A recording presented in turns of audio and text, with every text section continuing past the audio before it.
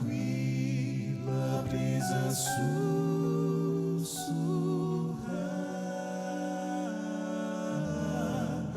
Eu sei que ali a voz de Deus está.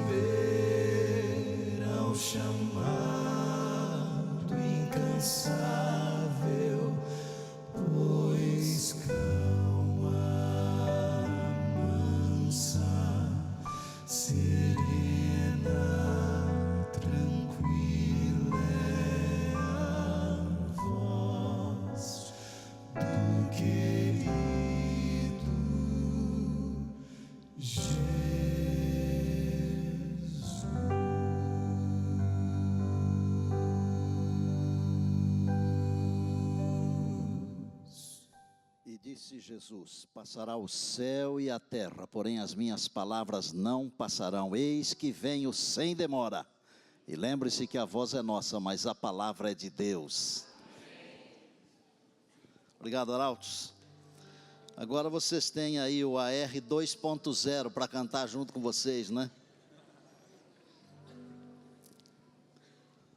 Bem-vindos todos e todas.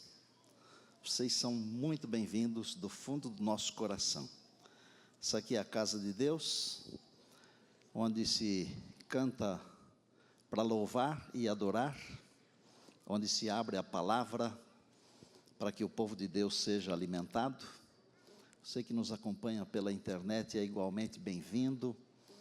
Esse é um momento muitíssimo especial, porque vamos tratar de um casamento. Os casamentos são especiais. Os que já passaram por essa experiência devem se lembrar do seu agora.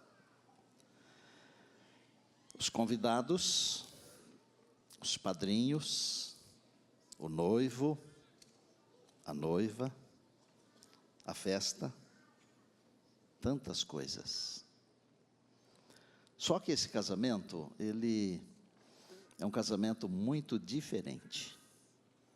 Embora ele tenha um noivo e uma noiva, embora ele tenha um convite, ele não tem data. Pelo menos nós não recebemos a data. E é sobre isso que nós vamos falar hoje. Começamos a semana com uma Santa Ceia, tratando de Jesus, sob o tema, o inenarrável, porque ninguém em todo o universo é igual a Ele. Ele é Deus, mas Ele também é homem. Só que Ele não é 50% Deus e 50% homem. Ele é 100% Deus e 100% homem. Na eternidade nós vamos entender um pouquinho disso, porque aqui não dá para entender. Depois nós falamos sobre Jesus como o Senhor da ressurreição. E a morte, ela tem nos alcançado, ela tem alcançado as nossas famílias, e não fora a promessa da ressurreição, nós não teríamos esperança. Mas quando um crente, um cristão, leva um familiar para o descanso, ele tem a certeza de que aquele familiar em Jesus há de ressurgir um dia, aleluia. Depois falamos sobre o Deus da colheita, o selamento, a sacudidura. Não é para ter medo, porque todos aqueles que escolhem ficar do lado de Deus serão selados, estão sendo selados. E a sacudidura, ela não tem poder sobre os selados. Ela terá poder sobre aqueles que não estiverem selados. Estes serão cirandados e vão voar, como a palha é separada do grão cheio. Depois falamos sobre Jesus, o refúgio do seu povo. Nós estamos vivendo angústias terríveis, mas outras piores ainda virão. Mas você e eu não precisamos temer, porque Deus é o nosso refúgio. Falamos também sobre um amigo no tribunal, o juízo. E ontem, o pastor Henrique, muito bem, falou sobre o Deus que é a nossa fortaleza. Eu queria convidar você para ler a Bíblia. Não tenha medo de ler a Bíblia, mas tenha uma preocupação. Saiba que ela vai transformar você. Não é para ter medo, mas é para ter a certeza de que ela tem o poder de transformar vidas e corações. Eu preguei o meu primeiro sermão, eu era um bebê, 16 anos de idade, na noite de 24 de setembro de 1972. Eu estava fazendo a conta ali, são 46 anos e exatos 18 dias. O que eu preguei? Eu preguei João, capítulo 14. Não se turbe o vosso coração, credes em Deus, crede também em mim. Na casa de meu pai há muitas moradas, e se não fosse assim, eu vou-lhe teria dito, pois vou preparar-vos lugar, e quando eu for e vos preparar lugar, virei outra vez. 46 anos se passaram e Jesus ainda não veio. Eu já tive muitas alegrias na vida, e eu já tive algumas perdas irreparáveis, e Jesus ainda não veio, mas Ele virá, e não tardará, aleluia. Apocalipse capítulo 19, Apocalipse 19, verso 6, Apocalipse 19, 6, encontre aí por favor. Escute a voz de Deus falando, porque a palavra é a voz de Deus, não é dos homens.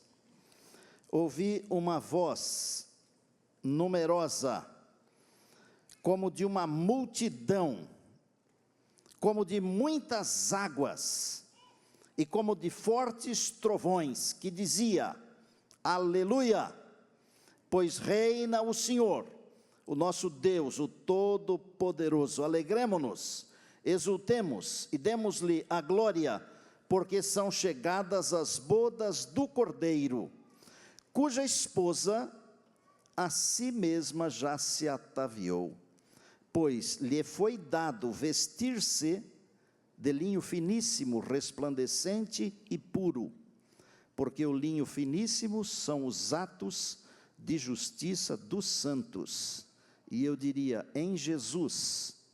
Então me falou o anjo e disse, escreve, bem-aventurados aqueles que são chamados à ceia das bodas do Cordeiro, e acrescentou, são estas as verdadeiras palavras de Deus. Quem é que está falando aqui? É o Senhor.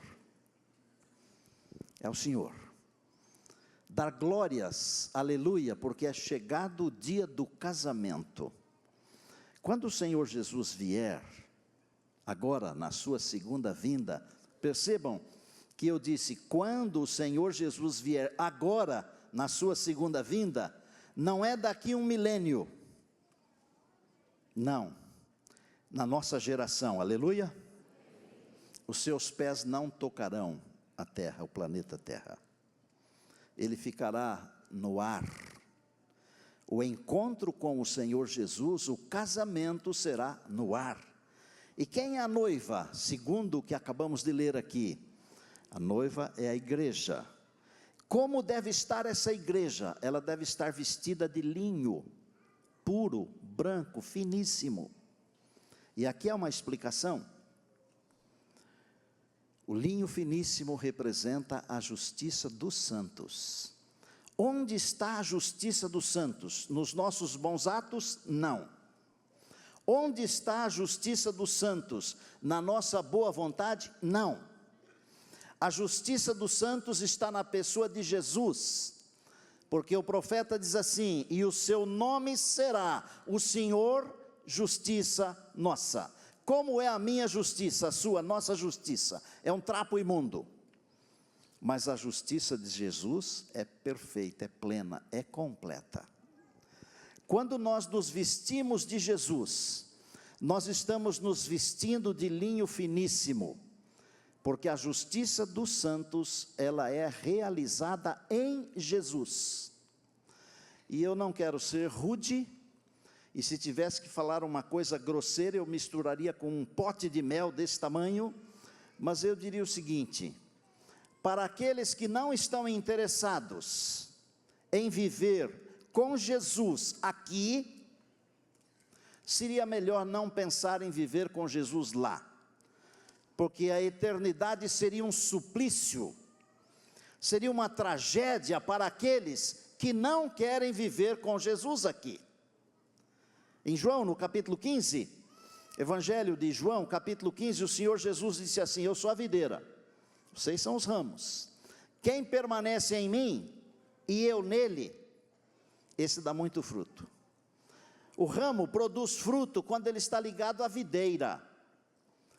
Se ele não estiver ligado à videira, ele é queimado, produz alguma coisa, fogo, fumaça, mas não produz frutos. Nós temos que estar ligados a Jesus, e se nós queremos nos encontrar com Ele, em breve, nas nuvens dos céus, nós devemos viver com Ele agora. Caso contrário, Ele nos dirá: eu não vos conheço. Jesus está voltando. Nós não temos feito muito empenho sobre esse assunto. Nós temos deixado esse assunto um pouquinho de lado. Os pregadores têm deixado esse assunto de lado. Nós, pastores, temos deixado esse assunto de lado. Nós estamos batalhando em torno de um monte de temas.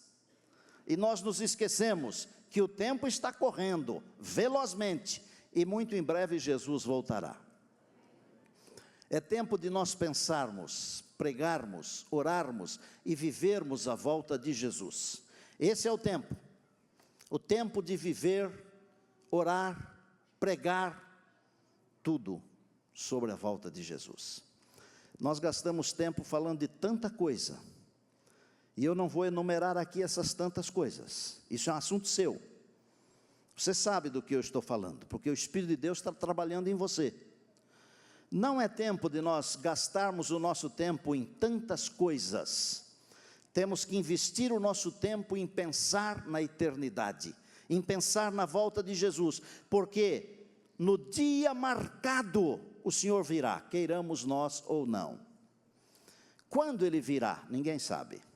O dia, ninguém sabe. Uma mulher soube o dia, por um instante, mas esqueceu. Há um livro chamado Primeiros Escritos. Nesse livro, Primeiros Escritos, estão visões, incluindo a primeira visão que Ellen Goldwhite teve. E numa visão, quando o povo estava indo para a eternidade, ela ouviu na sua visão o dia e a hora da volta de Jesus. Mas Deus não permitiu que ela escrevesse sobre isso e se lembrasse sobre isso. Pelo contrário, num outro livro seu, um livro chamado Mensagens Escolhidas, ela escreveu o seguinte: não tenho o mais leve conhecimento quanto ao tempo anunciado pela voz de Deus. Ouvi a hora proclamada, mas não tinha lembrança alguma daquela hora depois que saí da visão. Ninguém sabe, mas uma coisa nós podemos saber: será nos nossos dias. E se não for nos nossos dias, não vai passar da sua geração, não vai passar da minha geração, porque se Ele não vier enquanto eu estiver vivo, e eu tiver que descansar, o período que eu ficar na sepultura, pode ser de 1 ano, pode ser de 1000 anos, Quando Jesus voltar, é como se aquele período fosse apenas um segundo, nada mais. O dia da volta de Jesus não está mais distante do que o dia que você parar de respirar, não está. Agora, eu não quero pensar em me preparar para a volta de Jesus, pensando no dia da minha morte. Eu quero pensar em me preparar para a volta de Jesus agora, é hoje. A Bíblia nunca diz para amanhã, para depois, para o ano que vem, para o outro milênio, não. A Bíblia diz assim: hoje, se ouvirdes a sua voz, hoje, é hoje. E se Jesus viesse hoje, como nos encontraria? Gente, isso aqui não é loteria, não é política, que a cada 4 anos volta, não é futebol, que todo ano tem uma final, ou não sei quantas finais, não, isso aqui é a nossa existência eterna. O que está em jogo aqui não é um título, o que está em jogo aqui é a vida que nunca acaba, mas esse é um assunto para amanhã, vida que nunca acaba, no novo céu e na nova terra. Embora não possamos saber o dia nem a hora, a palavra de Deus, ela está cheia de ideias que nos mostram mais ou menos o tempo. Por exemplo, Mateus 24, 33, o Senhor falou assim: quando virdes todas essas coisas, sabei que Ele está próximo às portas. Você já viu o mundo tão ruim quanto nós estamos vendo nos nossos dias? Já viu? Às vezes a gente tem o hábito de falar assim: no tempo que eu era criança que era bom. Não, não é isso não. Nós sempre tivemos os nossos problemas. O que acontece é que os problemas se avolumaram à medida que a população também se avolumou. À medida que o pecado prosperou, porque a índole do ser humano é má completamente e vai crescendo. E eu não sei se é matematicamente ou se é geometricamente ou que explosão que é. Cada dia que passa o ser humano está pior. Onde nós vamos parar? Outro pensamento da palavra do Senhor, 21, 28 de Lucas: quando essas coisas começarem a acontecer, exultai, levantai a vossa cabeça, porque a vossa redenção se aproxima. Um último desse segmento, 1 Tessalonicenses 5,3, pois, quando disserem a paz e segurança, então lhes sobrevirá repentina destruição, como as dores de parto àquela que está grávida, e de modo nenhum escaparão. O apóstolo Paulo, ele faz aqui uma comparação a uma senhora que está esperando um bebê. E quem já passou por essa experiência, sendo mãe ou como pai, acompanhando, as contrações elas vão ficando mais frequentes e dizem mais fortes. O mundo está assim. As desgraças elas se avolumaram de um jeito que hoje, num passado não muito distante, quando acontecia uma tragédia, todo mundo ficava de orelha em pé. Hoje, todos os dias, acontecem diversas tragédias e a gente não liga mais, nós nos acostumamos. Quando essas coisas começarem a acontecer, levantai a cabeça. Pastor, mas Deus não está esperando? Não, Deus não está esperando. A ideia de Deus é que Deus é exato, é no tempo certo. Os desígnios de Deus, eles não adiantam nem atrasam. Os desígnios de Deus acontecem no tempo exato. Deus falou assim: 120 anos, dilúvio. Deus disse assim: tantos anos de cativeiro, o povo volta. Voltou. A palavra diz: na plenitude do tempo Jesus virá. Veio.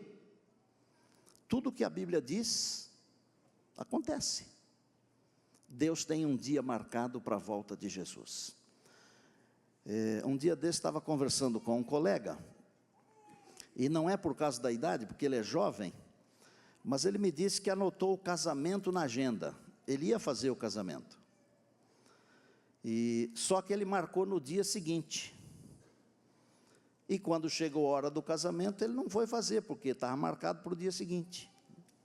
E eu fiquei pensando comigo, né? Quanta gente está marcando a volta de Jesus para o dia seguinte? Já pensaram ou não? Que desespero. Senhor, espera um pouquinho aí, eu tenho que acertar isso, aquilo. Agora é a hora.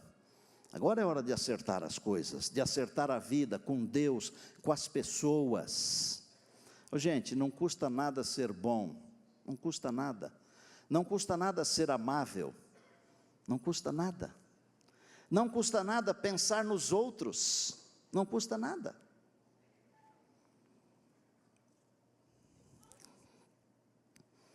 Os dias de Noé são os nossos dias. Os dias de Ló são os nossos dias. O que mais que tem que acontecer para mexer com o seu coração, com a sua mente, com a sua vida? Deus disse que as coisas que foram reveladas, elas são nossas. As que não foram reveladas, elas são de Deus. Deuteronômio 29, 29. O que Deus revelou? Bom, Ele não revelou o dia e a hora, mas Ele revelou o tempo. Isso nós temos obrigação de saber essas coisas. O que Satanás faz? Raciocina aqui comigo. Ele nos envolve em tantas preocupações, e não é verdade o que eu estou dizendo? A gente vive debaixo de preocupação hoje. Vai dormir preocupado com um negócio e acorda preocupado com 2, ou 4, ou 8, ou 16, ou 32, sei lá.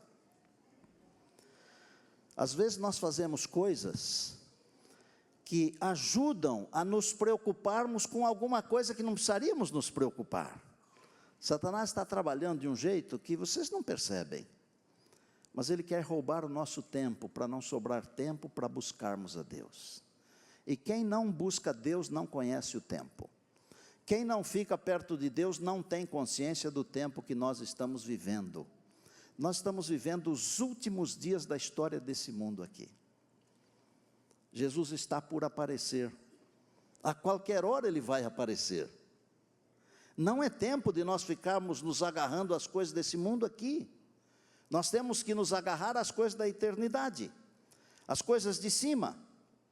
No tempo determinado, o Senhor Jesus virá para reunir os seus escolhidos. Eu queria encontrar uma razão, porque aparentemente, do ponto de vista do ser humano, porque aparentemente Jesus ainda não veio. E eu comecei a vasculhar a Bíblia para descobrir esse aparentemente humano. Porque na nossa cabeça, como o nosso tempo é diferente do tempo de Deus, muitos de nós achamos que Jesus está demorando. Acho até que você já pensou isso. Mas é porque o seu tempo não é igual ao tempo de Deus. E pelo fato de o seu tempo não ser igual ao tempo de Deus, você fica raciocinando com a sua cabeça. É preciso raciocinar com a cabeça da Bíblia, da palavra de Deus. E eu encontrei um texto que pelo menos dá para o ser humano pensar, bom, se aparentemente Deus está demorando, preste atenção, não saia por aí dizendo, o pastor Estina falou que Deus está demorando, porque os desígnios de Deus não atrasam e não adiantam. Mas se do ponto de vista humano, aparentemente Deus está demorando, eu encontrei uma razão. 2 Pedro 3, 9 diz assim, não retarda o Senhor a sua promessa, como alguns a julgam demorada. Pelo contrário, olha o que diz o apóstolo, Ele é longânimo para convosco, não querendo que nenhum pereça, senão que todos cheguem ao arrependimento. Do ponto de vista humano, você pode pensar o seguinte, bom, será que Jesus está demorando? Ah, se Ele está demorando é porque Ele está esperando alguém. Mas isso é do lado humano, do lado de Deus não. Porque do lado de Deus Ele tem a hora certa, e no relógio de Deus, das profecias de Deus, as coisas de Deus não adiantam e não atrasam. Mas se Deus está esperando alguns, é por causa da misericórdia, por causa da longanimidade, é porque Deus não quer que algumas pessoas se percam. Deus quer que estas pessoas venham ao arrependimento. Eu vou falar uma coisa para vocês aqui. Deus tem pessoas muito sinceras nesse mundo aqui, sabia? E não pense você que todas as pessoas sinceras do mundo estão aqui dentro da igreja agora, ou estão nos acompanhando pela internet. Não. Deus tem em outros lugares pessoas sinceras aos milhares. Porque algumas pessoas são sinceras, mas elas não conhecem as coisas que Deus explicou na palavra. Elas são sinceras de acordo com aquilo que Deus colocou no coração delas. Mas estas pessoas sinceras, quando elas encontram as orientações de Deus, segundo a palavra, estas pessoas sinceras aceitam as orientações de Deus. Então, se para você Deus está demorando, é porque Ele é longânimo. Mas lembre-se, no calendário de Deus, não tem os 15 minutos de atraso que tem no Brasil. Aliás, de vez em quando são 30, né? Às vezes é mais. Às vezes dá vontade de dar relógio para a gente, de presente, né? Dá de presente, dado de graça, bem redundante assim. E mesmo assim a pessoa vai chegar atrasada. Eu não gosto de deixar ninguém me esperando. Não é defeito. O defeito é o outro. É porque eu não gosto de esperar. Esse é o defeito. Eu não gosto de esperar. Ficar esperando é ruim. Especialmente para quem tem muitas coisas para fazer. Quem não tem nada para fazer pode ficar o dia inteiro esperando. Mas até quem não tem nada para fazer não gosta de esperar. Deus não vai deixar ninguém esperando. Na hora certa o Senhor Jesus aparecerá. Mas Ele é longânimo porque Ele não quer que as pessoas se percam. Ele quer alcançar você. E dentro do contexto dessa pontualidade divina, Ele está preocupado com cada um de nós. E se o ser humano fosse fabricado em séries, como os carros são fabricados, você não gostou de um, você pega outro. Tem dinheiro, troca por outro. Mas o ser humano não tem jeito de trocar por outro. Porque não existem dois seres iguais aqui. E Deus tem um lugar para você na eternidade. E se você não for, aquele espaço vai ficar vazio. Porque Deus não vai fazer um outro igual a você. Não existe. Isso não é nem possibilidade, isso não existe. Nós somos seres, no fundo, insubstituíveis. Mas como assim? Um outro pode fazer o que eu faço, mas nunca será como eu. Um outro pode fazer o que você faz, mas nunca será como você. Nunca, nunca. Porque não existem dois iguais. Nós podemos mudar funções, trocar funções, substituir funções, mas as pessoas não podem ser substituídas, porque elas são únicas, únicas. Há um lugar para você. Eu quero hoje, para explicar isso aqui, que Deus tem um lugar para pessoas sinceras, eu quero contar uma história para vocês, que eu acho que vai explicar com muita clareza, que Deus tem propósitos para a vida de cada pessoa, e quando essa pessoa tem sinceridade, independente de onde ela estiver, Deus pode alcançá-la, porque a graça de Deus é suficiente para salvar qualquer pessoa. Quando garoto, para ajudar a mãe a criar a família, o pai estava falecido, havia falecido, ele vendia tapioca, num mercado muito famoso que tem no norte do Brasil, em Belém do Pará, no Ver o Peso. Alguns de vocês já estiveram lá, eu estive lá várias vezes. Miséria, muita miséria, vida sofrida, e quando ele estava com mais ou menos 19 anos, dessa vida louca de sofrimento, ele se tornou um ladrão profissional. Quando eu disse que quando uma pessoa tem sinceridade, independente do que ela esteja fazendo, preste atenção. Ele trabalhava das 7 da manhã às 5 da tarde, como ladrão, e pagava INSS. É verdade. Mas às 5 da tarde, voltava a ser um cidadão de bem, normal. E não trabalhava de sábado, já como essa profissão de ladrão. Que tal? Não é interessante? É muito, é muito. Dos 19 aos 29, então aconteceram coisas incríveis assim. Envolvido com muito dinheiro, com tráfico, com prostitutas, com o crime e com a prisão. Inclusive, esteve por 2 vezes preso no antigo Carandiru, aqui em São Paulo. Mas aos 29 anos, ele descobriu que o que ele queria alcançar roubando também não significava nada. E deixou a vida do roubo. E começou a trabalhar, e muito.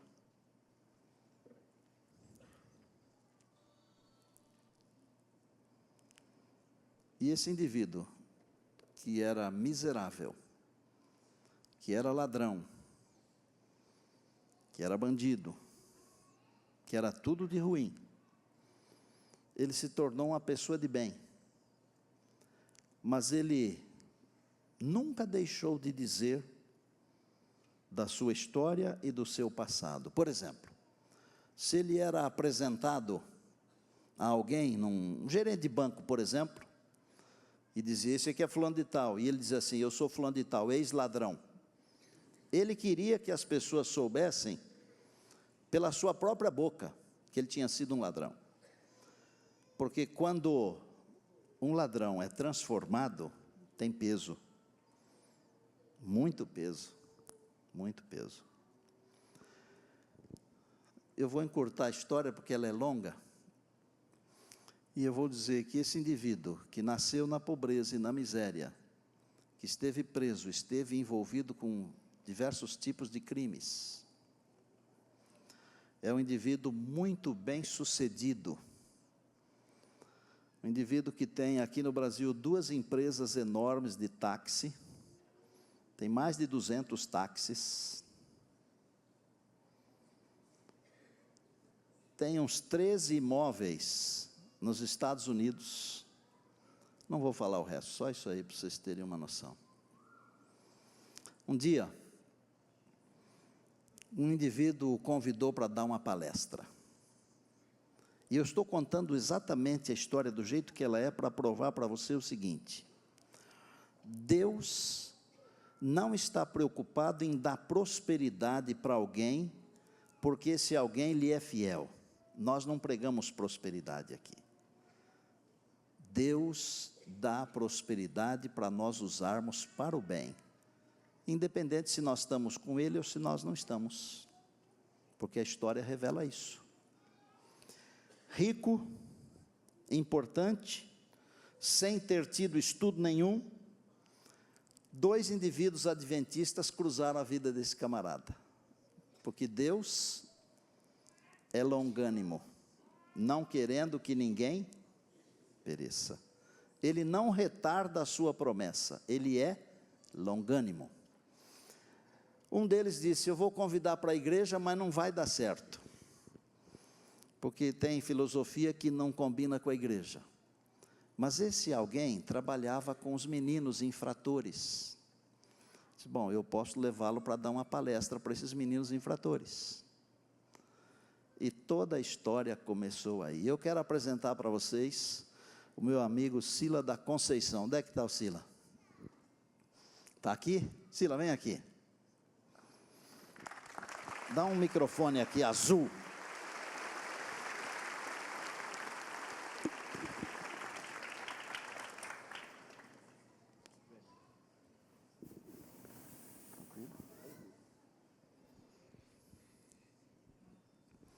Quer dar uma saudação ao povo de Deus aí, uma boa noite? Boa noite. E já posso falar um feliz sábado, né? Pode falar. Sila, vou fazer umas 2 ou 3 perguntas aqui para você, Fique à se você vontade. puder responder. Fique à vontade. Foram uns 10 anos, mais ou menos, envolvido com as confusões aí? 10 anos. Dos 19 a 29. Ok. E é verdade que você esteve preso aqui no Carandiru 2 vezes? 2 vezes no Carandiru e uma vez na Papuda. Na Papuda e em Em Brasília. Não ter sido hoje para me encontrar com os políticos lá, né? Aí você converteria eles, né? Pois é, né? Mas por que você foi preso? Só por causa de roubo? A minha vida ela foi um pouco turbulenta, né? Com 7 anos, como você já falou aí, eu saí de casa, fui morar na rua, e dos 7 anos até os 19 eu fiz de tudo um pouquinho. Vendi tapioca, vendi jornal, fui engraçado de sapato, fui guia de cego, morei com muitas prostitutas, né? Fiz de tudo um pouquinho. Aos 19 anos de idade, o que estava mais próximo de mim, para cumprir aquilo que eu tinha vontade de fazer, eu tinha vontade de matar a fome da minha família, principalmente da minha mãe, né? E por viver ao lado, vamos dizer, da margem do crime, acabei me envolvendo como ladrão. E como ladrão, eu cheguei dentro do crime, eu escolhi bater carteira, que era uma profissão que eu achava mais adequado comigo, devido ao meu perfil, devido como eu me comportava e sobre a minha disciplina. Eu era um cara muito, eu sou um cara muito disciplinado. E é verdade que você só trabalhava durante o dia? Eu era um cara muito disciplinado. Eu pegava serviço às 7 horas da manhã e largava às 5. E pagava INSS mesmo? Não só o INSS, com todas as minhas responsabilidades, né? O INSS eu pagava religiosamente em dia, para não falhar, porque um dia eu queria ser aposentado, e há 2 anos atrás eu fui aposentado.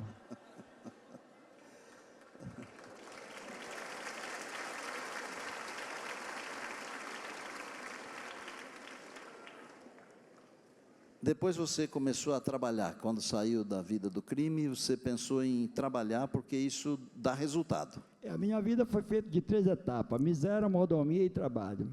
Miséria dos 7 aos 19 anos de idade, perambulando pela rua, e aos 19 anos de idade, mordomia, batendo carteira. Quando eu falo mordomia, não é fazendo apologia no crime. Por favor, procura me entender. Resolveu algumas situações minhas, que eu tinha vontade de fazer 2 coisas na vida. Uma era de matar a fome da minha família, e a outra era de andar bonita, assim como você anda, né? Então, eu acabei ingressando para esse lado. Mas é o seguinte, eu batendo carteira, não posso dizer que ganhei dinheiro para ser o que eu sou hoje. Ganhei conhecimento, ganhei experiência de sofrimento, e vi que na vida, sem sofrimento, nada você adquire. Então, a mesma disposição que eu tinha para roubar, arriscando a vida e a liberdade ao mesmo tempo, como 2 vezes você falou que eu fui para o Carandiru, outra vez em Brasília. Então, eu decidi que é o seguinte, eu trabalhando com certeza absoluta, se eu me dedicasse na mesma pegada, na mesma vontade, na mesma garra, na mesma disciplina, tudo aquilo que eu fizesse só ia dar eu. E quando você começou a prosperar, que apresentava você, é verdade que você falava ex-ladrão?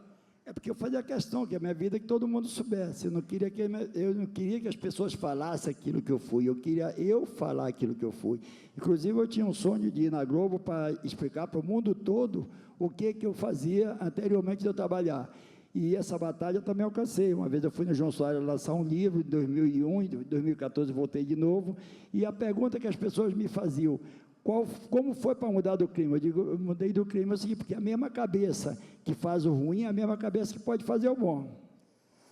E quem que foi que você conheceu primeiro, o Júnior ou o Diniz? O Júnior. O Júnior. O Mas Júnior. quando você conheceu, ele não era adventista? Ainda não. E não depois é. ele apareceu adventista? Ele sumiu uma época de perto de mim, se afastou e foi fazer o trabalho de uma carreira sólida, trabalhando honestamente, não é aquela carreira do crime, não, pelo amor de Deus, né? Era trabalhando mesmo, nós éramos motorista de táxi.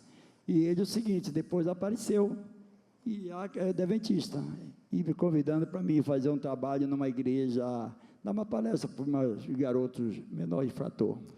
O Júnior está onde? Vem aqui, Júnior. Vem cá, por favor. O Júnior não quis levar ele para a igreja, quis levar ele para dar a palestra naquilo que ele entendia. Obrigado por você ter vindo, viu, Júnior? Como é que foi quando você pensou em comprar o primeiro táxi? Você falou, eu vou comprar um. Olha, para mim comprar o primeiro táxi, primeiro eu fui trabalhar no Vero Peso, porque no Vero Peso eu já tinha formado uma família, quando eu falo família de conhecimento, de pessoas ali agregado, né? E quando eu parei do crime, eu voltei para o Vero Peso e fui vender peixe. Lá eu trabalhei 1 ano e 34 dias, juntei um trocadinho seguinte no Bradesco, na época de 53 cruzeiros. Com 50 cruzeiros eu comprei um consórcio de um Fusca já sorteado, e com os 3 cruzeiros que sobrou, eu comprei uma placa de táxi. E aí, plaquei e fui trabalhar, sem carteira de motorista, analfabeto, né? E comecei, né? Viu, Raimundo? Você viu que a sua história de ontem tem mais gente que também sem carteira, viu? Mas depois você resolveu comprar mais um, e mais um, e mais um. Você chegou a ter quantos táxis? Eu tinha um sonho que eu tinha que ter um táxi. Quando eu tive um, eu disse que eu tinha que ter 10. Quando eu tive 10, eu disse que eu tinha que ter 100. Entendendo? E eu acho que é o seguinte, que no meu braço está escrito aqui, querer é poder. Quando você quer, você tem que submeter o sacrifício e a luta da vida e tem que conseguir. E você chegou a quantos, assim, mais ou menos? Hoje eu tenho um pouco mais de 200. Mas você chegou a uns 600, né, segundo... Eu tive um número um pouco maior, mas você sabe que não adianta você ter muita coisa que não tem alcance de administração, porque o importante não é você ter, é você manter. Agora, tinha um camarada também que não queria que você fosse para a igreja, né? Ele está bem por ali Ô, sentado. Diniz, vem aqui, vem explicar esse negócio aí. Dá mais um microfone para mim aí, por favor.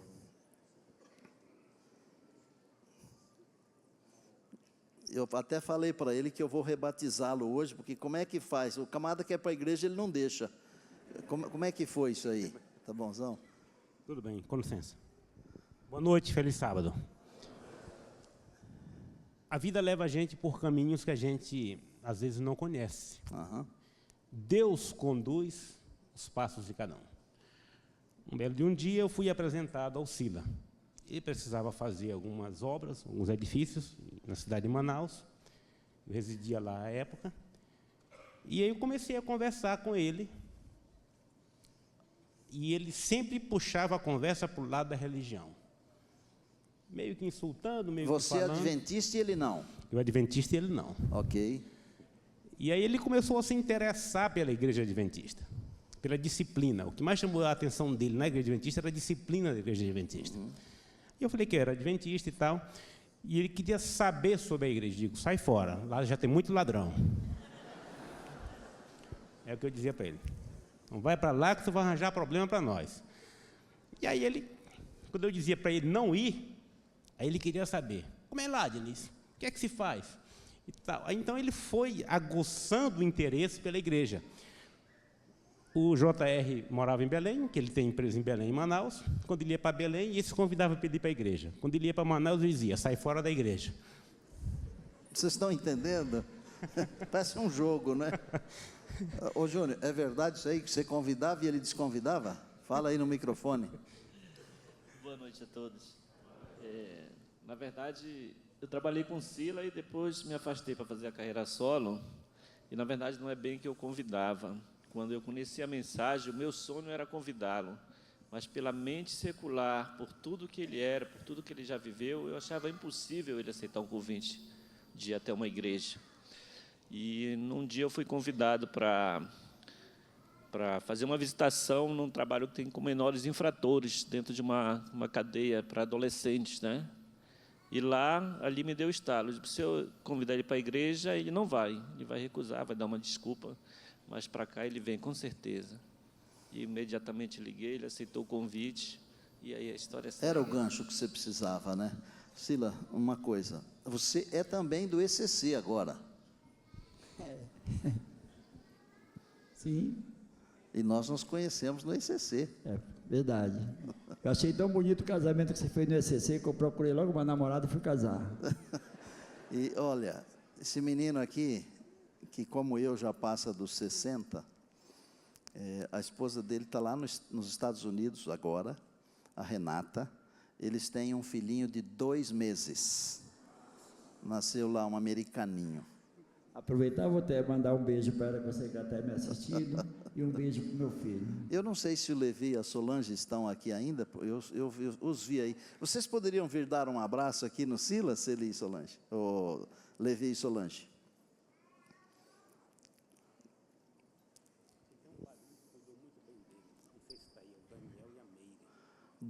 Ele está dizendo que os padrinhos foram o Daniel e a Meire, mas não sei se o Daniel e a Meire estão aqui. Se estiverem aqui, podem vir aqui e dar um abraço nele também.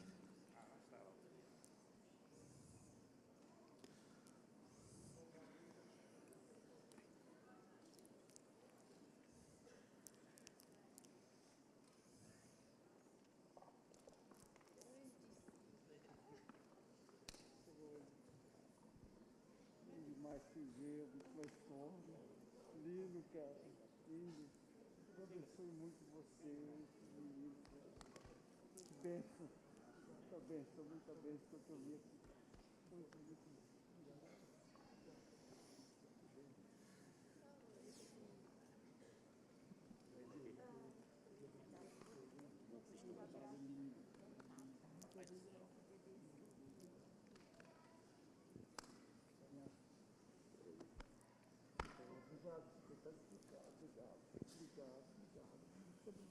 Obrigado mesmo. Faz parte. Que bom, cara. Fico muito feliz por você. Fiquem aqui todos.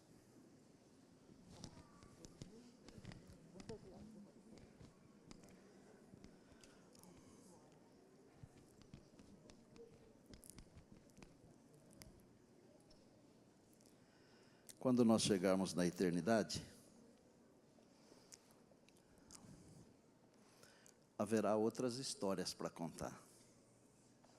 A minha, a sua. Pessoas que estão sendo alcançadas através de um trabalho que ele faz, trabalho espetacular, que esses meninos fazem. Não retarda o Senhor a sua promessa. Ele é longânimo. Pensa comigo. Se Jesus tivesse vindo há 70 anos, eu não teria nascido. Se ele tivesse vindo há 50 anos, muitos de vocês não teriam nascido.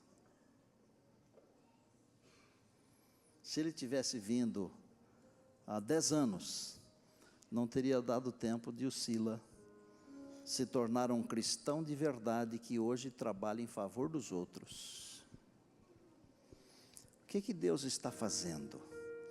Deus está nos transformando através da pessoa de Jesus.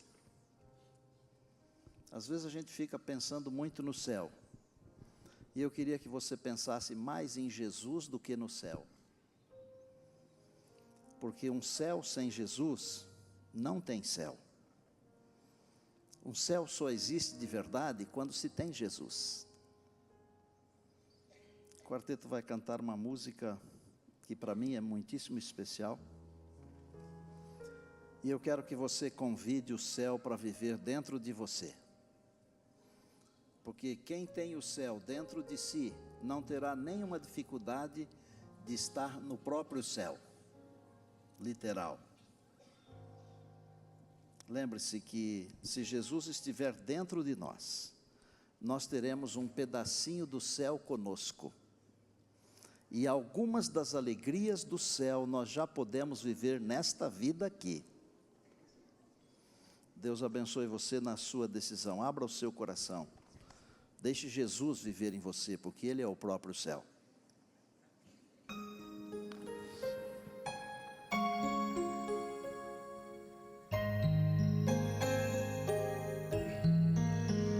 Eu já ouvi falar de uma terra sem igual, aonde tudo é paz e não há lugar mau. Almejo esse lar tão puro e sem igual, mas eu não sei o dia em que virá.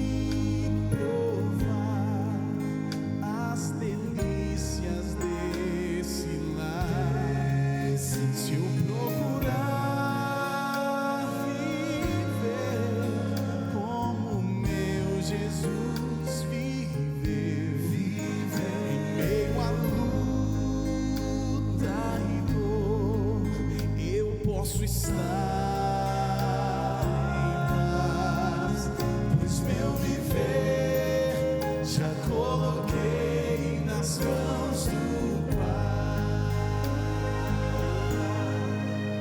Enquanto estou aqui, começo a pensar que desse bom lugar já posso desfrutar. E quando vejo mãos se unindo, multidões cantando um hino, vejo anjos celebrando, é o céu que está chegando. Só vocês cantam agora.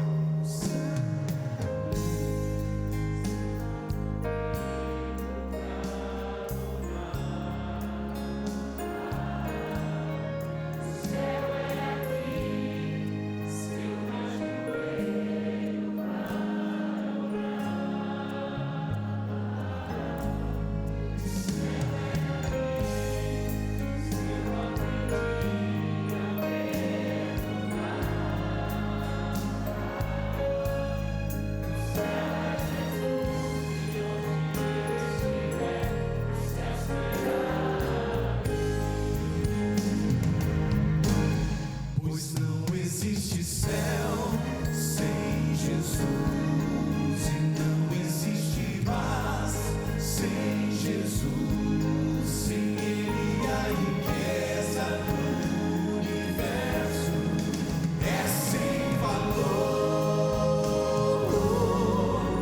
Pra queimar de cristal sem Jesus, e flores que não murcham sem Jesus. Pra que viver pra sempre sem ter a companhia de Jesus? Eu volto a afirmar: o céu é aqui, se aqui Jesus está. O céu é aqui, se eu tomo tempo pra louvar. O céu é aqui, se eu me ajoelho para orar. O céu é aqui, se eu aprendi a perdoar. O céu é Jesus, e onde Ele estiver, o céu será ali. O céu é Jesus, e onde Ele estiver, o céu será ali.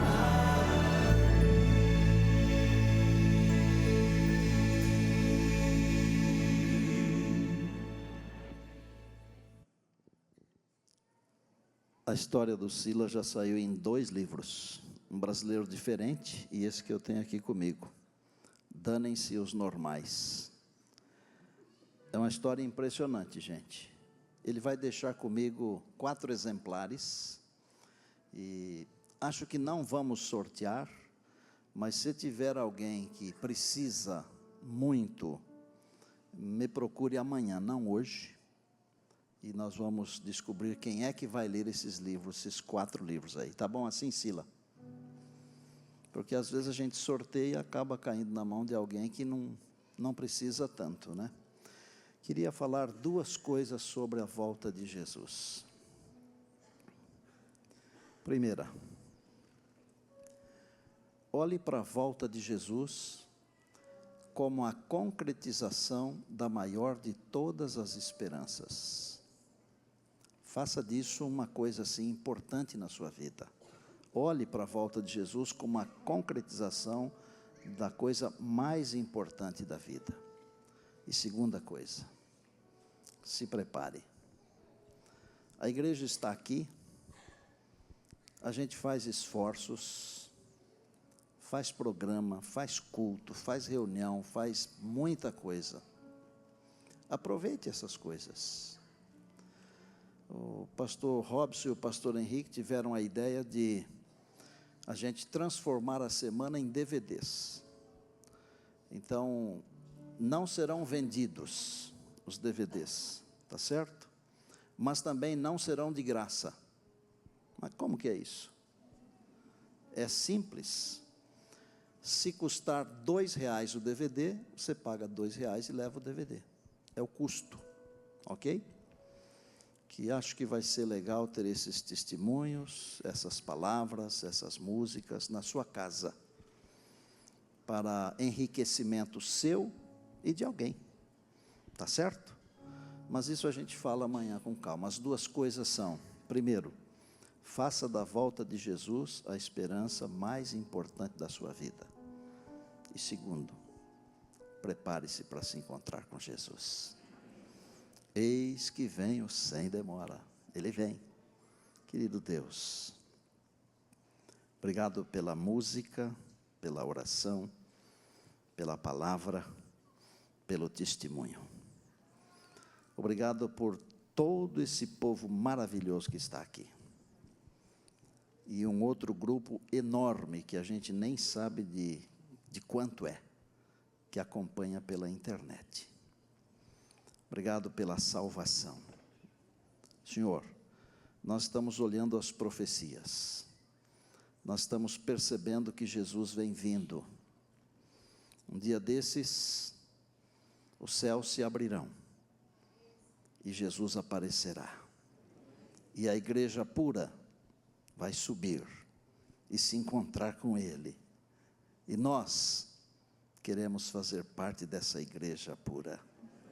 Quero fazer um pedido ao Senhor agora como ministro, como teu servo, que o Senhor nos lave outra vez no sangue do Cordeiro, que o Senhor nos cubra outra vez com a justiça do Senhor Jesus. Nós queremos estar de pé. Sustenta-nos com a tua graça, com a tua bênção, leva-nos em paz. Louvado seja o nome de Deus. E agora, abençoa o teu povo. Amém.